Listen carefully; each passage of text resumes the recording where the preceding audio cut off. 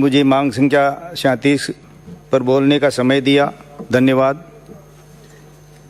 मैं माननीय सभापति महोदय, आपके माध्यम से कृषि के बारे में, किसानों के बारे में कुछ जानकारियाँ दूंगा और मेरा अनुभव भी है। आज भी जैसे मुझसे पूर्व वक्ताओं ने, विद्वान वक्ताओं ने खेती के बारे में कहा, और ख़ास तौर पर मुझसे पहले नागौर के मेरे भाई चेतन जी ने कहा कि खेती पुराने तरीके से, परंपरागत तरीके से हो रही है।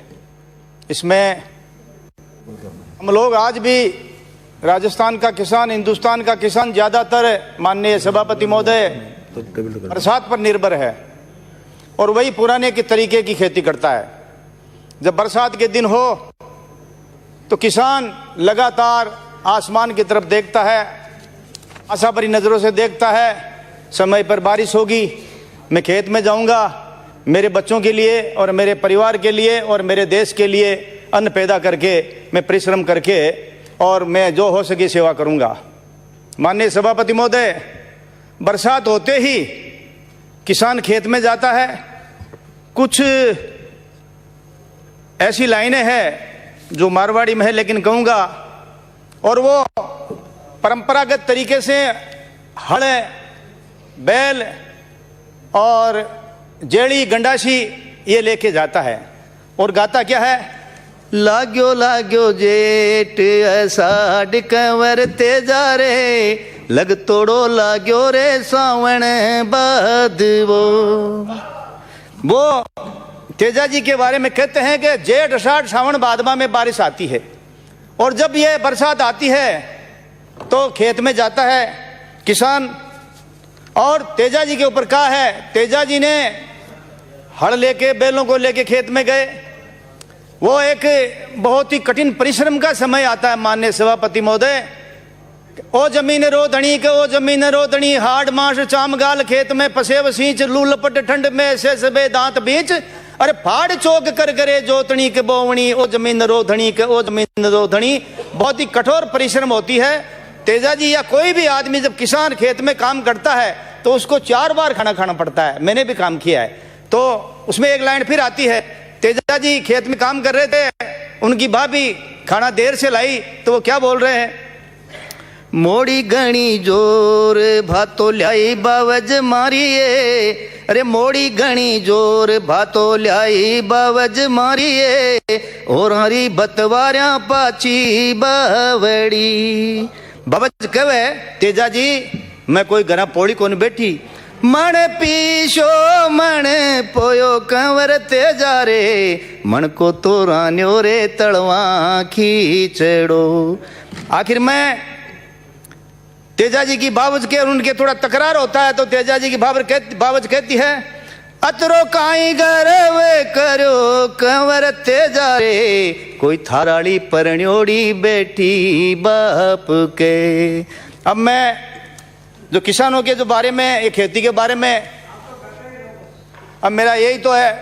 वैसे सभापति महोदय, मुझे 15-16 सदस्यों ने 1-1 मिनट दिया है कि हम काट लेंगे। अब आप जोड़ बाकी आपके हाथ में है और वो अपने आप ही कम कर देंगे और मुझे थोड़ा ज्यादा 3:47 पे विराज जाएंगे।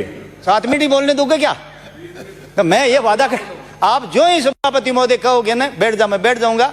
थोड़ी दया तो रखना, हो सके 1-2 मिनट दे दो तो। माननीय सभापति महोदय, किसान अपने कंधे पर हल लेकर अपने खेत में जाता है। खेत में जाते समय सबसे पहले बैल व हल के साथ में श्रावण माता को मनाता है। किसान आज भी श्रावण माता को मनाता है कि हे श्रावण माता 1000 मन दीजिए, मन भी दीजिए, हमारा पड़ोसी ने भी दीजिए और सब ने दीजिए। वो 1000 मन के दीजिए और पड़ोसियों का भी ध्यान रखता। माननीय अध्यक्ष महोदय, माननीय सभापति महोदय, हमारे देश में पौराणिक काल से, द्वापर युग से भी भगवान श्री कृष्ण के भाई दाऊद जी के समय हर समय अपने कंधों पे हल रखते थे। हलदर की उनकी पहचान थी, लोग देखते थे और हलदर को देख पाने के बाद में भगवान कृष्ण भी उनको इज्जत की नजर से देखते थे। इस समय सबसे बड़ी ज्यादा अगर परेशान है तो किसान है। कहा जाता है कि किसान कर्ज में जन्म लेता है और कर्ज में ही मर जाता है। मैं एक बात, माननीय कृषि मंत्री जी बैठे हैं, मेरी जो पुरजोर किसानों के पक्ष की बात वो ये है कि किसानों को अपने समय में जरूरत के हिसाब से बिजली मिल जाए और लगातार बिजली मिल जाए और पावर में मिल जाए लगातार। अगर 8-10 घंटे बिजली आज भी किसानों को मिल जाए, मेरा सुझाव है, बाकी तो मैं बोलता रहूंगा, तो किसानों की हमारे जो नागौर जिले में है या मकराने में निश्चित रूप से जो उनकी मांग है वो पूरी हो जाएगी। माननीय सभापति महोदय, मैं आपके माध्यम से मंत्री जी का ध्यान आकर्षित करना चाहूंगा कि हमारे राज्य में राजस्थान के प्रत्येक जिले में आज भी परंपरागत खेती की जा रही है। अब समय आ गया कि सरकारें किसानों को आधुनिक खेती के बारे में जागरूक करे। मेरा माननीय सभापति महोदय, आपके माध्यम से सरकार एवं कृषि मंत्री जी को सुझाव है कि आधुनिक खेती को बढ़ावा देने के लिए मैं माननीय सभापति महोदय, माननीय मंत्री जी, मैं आपको एक बहुत ही अच्छा सुझाव देने जा रहा हूं, जिसमें आपकी सरकार अगर किसानों को नई नई चीजें बताएं, नई बात बताएं, प्रत्येक ग्राम पंचायत स्तर पर एक मॉडल कृषि फार्म विकसित किया जाए। इस मॉडल कृषि फार्म में आधुनिक खेती से और स्थानीय जलवायु से संबंधित सभी तरह की फसलें, सब्जियां और फलों के पेड़ उगाए जाएं और इस मॉडल कृषि फार्म में किसानों को उन्नत किस्म के बीजों से तैयार करने के सब्जियां और फलों के बारे में जानकारी देकर जागरूक करें। श्रीमान जी, मैं पहले भी सदन में अवगत करा चुका हूं कि आजकल सभी तरह की फसलों में, सब्जियों में, फलों में बहुत ही अधिक मात्रा में रासायनिक खाद देकर कीटनाशक दवाइयों का प्रयोग किया जाता है, जिससे मनुष्य में कैंसर जैसी अनेक प्रकार की बीमारियां फैलती जा रही है। मानव जीवन को इन बीमारियों से बचाने के लिए रसायन मुक्त खेती, ऑर्गेनिक खेती का बढ़ावा देना चाहिए। इसके लिए गाय के गोबर और गाय के मूत्र के बारे में जैविक खाद एवं कीटनाशक का प्रयोग किया जाना चाहिए। गाय हमारी माता है, गाय एक ऐसा पशु है, गाय से 5 तरह के पंचगव्य हमारे आयुर्वेद में पंचगव्य बताया गया है। मैं तो इस बात को कहते हुए गर्व से महसूस करता हूं कि मैं सवेरे उठते ही आंवला, एलोवेरा, गंवार पाटा और इसके साथ में गौमूत्र लेता हूं, तुलसी के पत्ते भी लेता हूं और ये पिछले 15 साल से लेता हूं। इसलिए गाय माता के बारे में जैविक खाद एवं कीटनाशक का प्रयोग करने के लिए प्रोत्साहित किया जाना चाहिए। टाइम हो गया कहीं, आप 2 मिनट और दे दो। वो मार में माननीय सभापति महोदय भाईयान की जिद है को नहीं के थे और मैं बैठू नहीं, अब मैं नहीं बैठू तो खड़ो बोल तो कौन पाऊं मैं। ये 2 मिनट और दे दो थे तो बोल दो, सहयोग करें। अरे सभापति महोदय, इसी का एक उदाहरण है कि मेरे हनुमानगढ़ जिले में बाद में जोराराम जी कुमावत को बोलना है तो जोराराम जी कुमावत का टाइम आपको दे देता हूं मैं। जोराराम जी कुमावत नहीं बोलेंगे, फिर का टाइम एडजस्ट कर लेते। आप अलाउ करेंगे आप अभी, बिराज आप सहयोग करिए। मेरे हनुमान साहब या जुबेर अंकित नहीं होगा। सभापति महोदय, आज मांग संख्या 37 पे आपने बोलने का मौका दिया, इसके लिए मैं आपको धन्यवाद करती हूँ।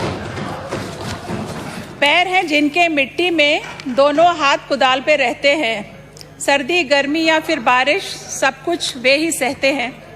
आसमान पर नजर हमेशा वे आंधी तूफान सब सहते हैं। खेतों में हरियाली आए दिन रात लगे रहते हैं, मेहनत कर वे अन्न उगाते, पेट सभी का भरते हैं। वो है मसीहा मेहनत का, उनको किसान हम कहते हैं। हमारे भारत की संस्कृति में किसानों को बहुत महत्व दिया गया है, अन्नदाता कहा गया है, मसीहा कहा गया है और निश्चित रूप से किसी भी देश की सबसे महत्वपूर्ण गतिविधियों में से एक है कृषि, क्योंकि यह न केवल लाखों करोड़ों लोगों को भोजन प्रदान करती है बल्कि जीडीपी के समग्र विकास में भी योगदान देती है। कृषि उन प्रमुख क्षेत्रों में से एक है जो उच्च सकल घरेलू उत्पाद के लिए जिम्मेदार है और सिर्फ भारत ही नहीं बल्कि कई देश इस पर निर्भर है। भारत के मामले में मैं यह निश्चित रूप से कई परिवारों के लिए आय का एक प्रमुख स्रोत है, बल्कि मैं ये कहूँगी भारत की 70% जनसंख्या कृषि पे आधारित है। जैसे कि हमारे शरीर में